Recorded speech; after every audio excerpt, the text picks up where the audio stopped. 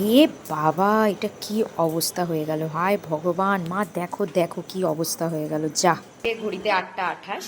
তো সন্ধে 7:30 থেকে একটা ঝোড়ো হাওয়া চলছিল সন্ধেবেলা। তোমরা কিছুদিন ধরে দেখছো, আমার আগের রিলসগুলোতে দেখতে পারবে যে আমি উনুনে রান্না করছি, রিলস বানাচ্ছি। তো ওটা ভালো লাগার জন্য, ওটা নাইবা দেখানোর জন্য বা কিছু এরকম না।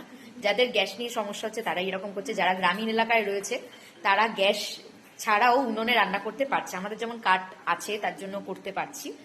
তো সেরকমই আমার বাইরেটায় আমি রান্না করি, বাইরে আমি উনুনে রান্না করি। তো তোমাদের একটা জিনিস দেখাই, ওই যে বৃষ্টিটা হওয়াতে আমার উনুন তো বেঁচে গেছে, কিন্তু তোমাদের দেখাই, দেখো চলো। দেখো এই যে হচ্ছে, আমি এইখানটায় বসে করি, তো দেখো কি অবস্থা, দেখো টিন উল্টে পড়ে গেছে। টিনটা যে থাকে, তোমরা আমার রিলসে দেখতে পাবে, টিনটা যে থাকে, টিনটা ভেঙে উল্টে গেছে। একটা বাঁশের সঙ্গে সেট করা ছিল, উল্টে গেছে। তাবু তো একটা টানানো থাকে সব সময়, তো সেটাও ফেটে গেছে, দেখো ওই দিক দিয়ে, ওই সাইড দিয়ে ফেটে গেছে। দেখো উনুনটা কোনো মতে বেঁচে গেছে। কাগজপত্র কি অবস্থা হচ্ছে দেখো, যা ঝড়ে কি অবস্থা, মানে ঝড় বৃষ্টিতে কি অবস্থা, চারিদিকে জল জল হয়ে রয়েছে। দেখো অবস্থাটা কি অবস্থা, দেখো এখানেও জল ছিটেছে, দেখো এখানে এই যে ভিজে রয়েছে।